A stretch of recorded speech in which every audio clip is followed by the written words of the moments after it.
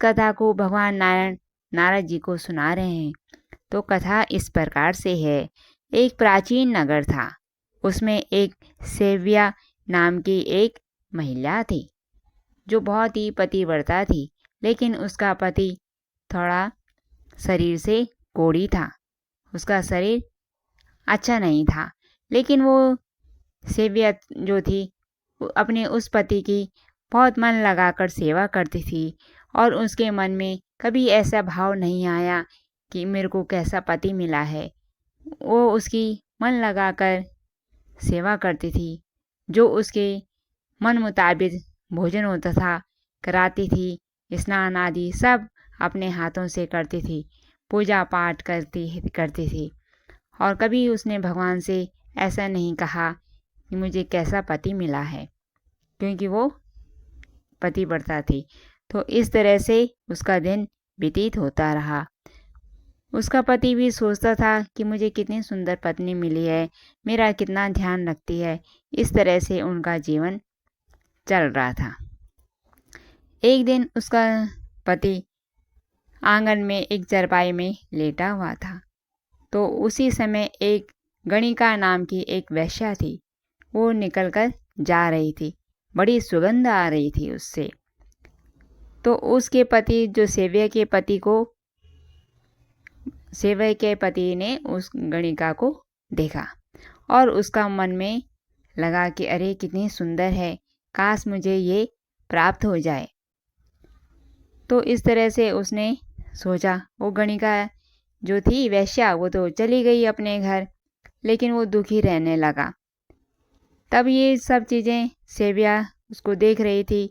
तब उसने अपने पति से पूछा, हे पतिदेव, आप आजकल कुछ सुस्त लग रहे हैं, कोई परेशानी है तो मुझे बताओ, मैं उसको ठीक करूँगी और अपना भरपूर सहयोग तुम्हें दूंगी। तुम्हारे मन में क्या है मुझे बताओ, आप इतने दुखी क्यों हो।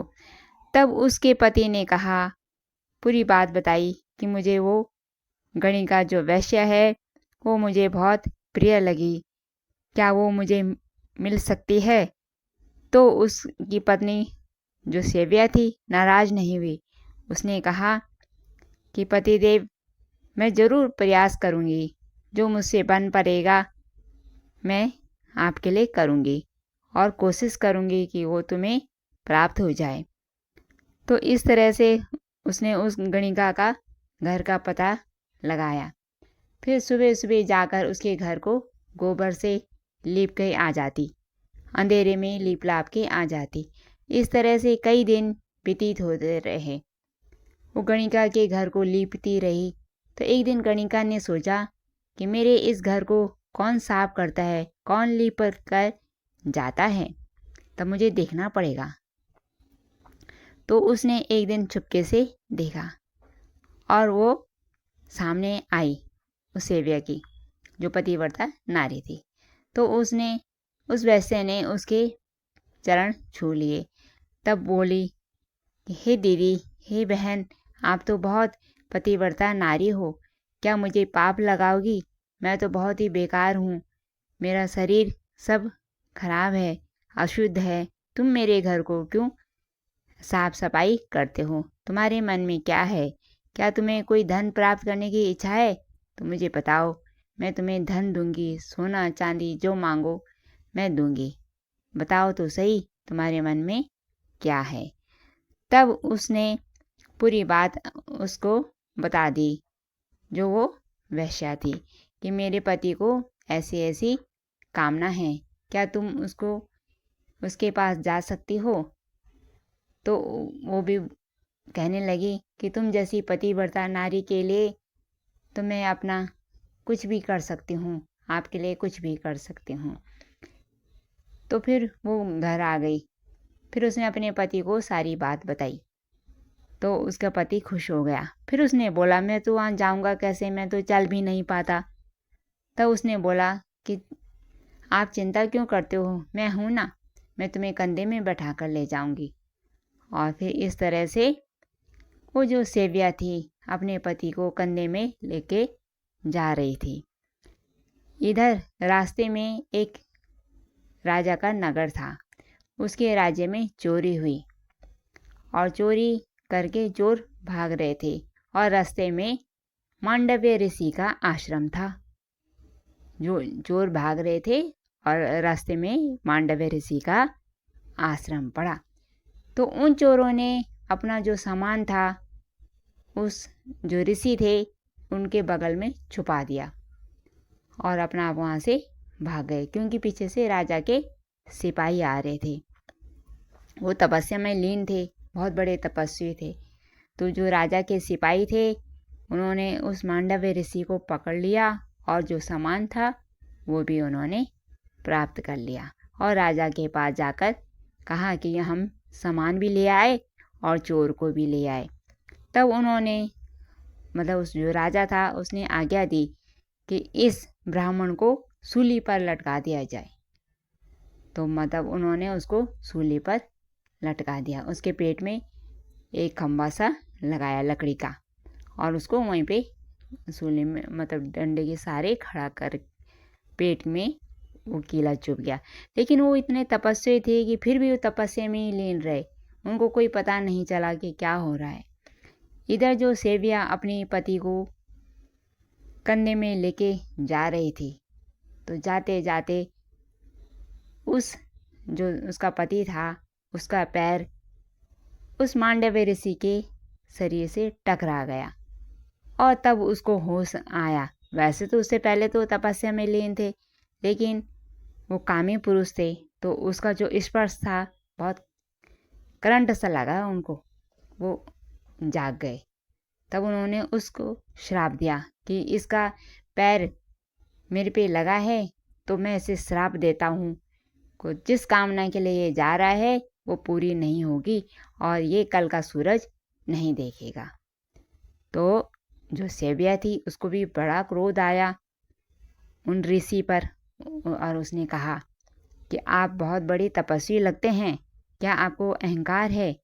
लेकिन मैं भी एक पतिव्रता नारी हूँ, मैं भी भगवान सूर्य को आज्ञा देती हूँ कि सूर्य कल का सूरज प्रकट ही ना हो। मतलब सूरज जब प्रकट ही नहीं होंगे तो मेरे पति भी जीवित रहेंगे। तो इस तरह से फिर वो अपने पति को लेकर घर आ गई, वहाँ नहीं गई। वो जो गणिका वैश्या थी उसके घर नहीं गए, वो घर आ गई अपने। और ऐसे ऐसे करके अगले दिन सूरज ही नहीं प्रकट हुआ, क्योंकि वो इतनी शक्ति होती है पतिव्रता नारी में। सूरज प्रकट नहीं हुआ। ऐसे ऐसे करके कई दिन निकल गए, पूरा 1 महीना निकल गया। सूरज का कहीं अता पता नहीं, अंधेरा हो रखा था।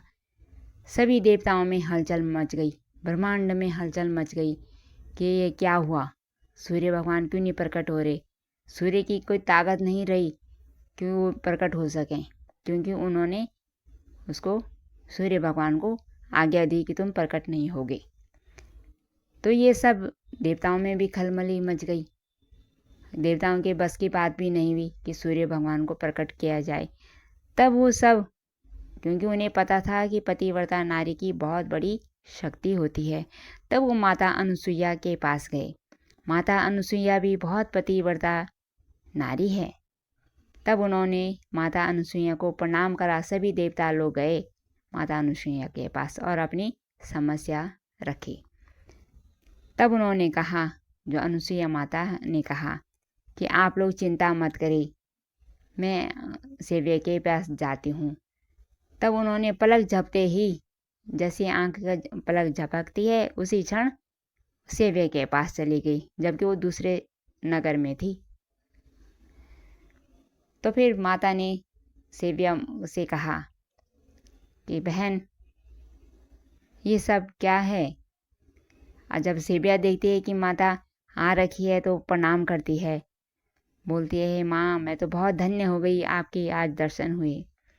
तब सेव्या अपनी सारी बात बताती है कि उन ऋषि ने श्राप दिया था कि कल का सूरज प्रकट ना हो, तो क्या आप चाहती हैं कि मेरे पति की मृत्यु हो जाए? मैं तो उसको जीवित ही दिखना चाहती हूँ, क्योंकि मैं भी एक पतिव्रता नारी हूँ। तब उन माता ने कहा कि बहन तू चिंता मत कर, मैं भी एक पतिव्रता नारी हूँ। क्योंकि बिना सूर्य के तो संसार बेकार हो जाएगा, क्योंकि जीवन सूर्य से मिलता है। तब उसने कहा, मैं भी पतिव्रता हूँ, अगर मेरे में शक्ति है तो मैं तेरे पति को जीवन दान दे सकती हूँ। तो इस तरह से तब सेबिया बोलती है कि ठीक है माँ, जब आपने कहा है तो मैं ऐसा ही करूँगी। और फिर हाथ में गंगा जल लेकर सभी भगवानों से प्रार्थना करी कि अगर मैं पतिव्रता स्त्री हूँ तो सूर्य भगवान पूर्व दिशा में प्रकट हो जाएं। और देखते देखते सूर्य भगवान प्रकट हो गए। और जैसे ही सूर्य भगवान प्रकट हुए, वैसे ही जो उसका पति था मूर्छित होकर जमीन पर गिर गया। तब माता अनुसुईया ने सभी देवताओं को बोला, प्रार्थना करी कि मेरे मन में अगर किसी पराये पुरुष का कभी सपने में भी चिंतन ना हुआ हो तो इस ऋषि को सुंदर शरीर प्राप्त हो और इसे जीवन दान दिया जाए, और ये नव यौवन के समान सुंदर सुशील, और जो इसके मन में गंदी भावनाएं इन सब का नाश हो और खूब सुंदर बन जाए। और देखते देखते वो जीवित हो गया। बहुत सुगंध आ गई थी उसके पति में, जो वो थी सेव्या, बहुत सुंदर, उसके शरीर से बहुत सुगंध आ रही थी, और जो उसका रोग था वो भी मिट गया। तो इस तरह से माता ने दोनों पतिव्रता जो माताएं हैं ये सब धन्य हैं। इनमें इतनी शक्ति कहाँ से आई? तो इनमें शक्ति आई उनके पातिव्रत्य धर्म में, क्योंकि पातिव्रत्य धर्म कोई छोटा मोटा धर्म नहीं होता, बहुत श्रेष्ठ धर्म होता है। इसी तरह से आप सब भी भगवान से प्रार्थना करते रहिए कि अपने धर्म में रहिए और अपने घर परिवार की रक्षा कीजिए अपने धर्म पे चलते हुए। तो ये थी पातिव्रत्य धर्म की कथा। अगर ये कथा आप सबको पसंद आई है तो इसको आगे भी शेयर कीजिए, क्योंकि इसका जो कथा सुनने का जो लाभ है, इसका लाभ सबको मिले। क्योंकि भगवान कहते हैं कि जो इस कथा को सुनता है उसका मंगल होता ही होता है। तो मिलते हैं फिर शीघ्र किसी नई कथा के साथ। तब तक के लिए आपका बहुत बहुत धन्यवाद।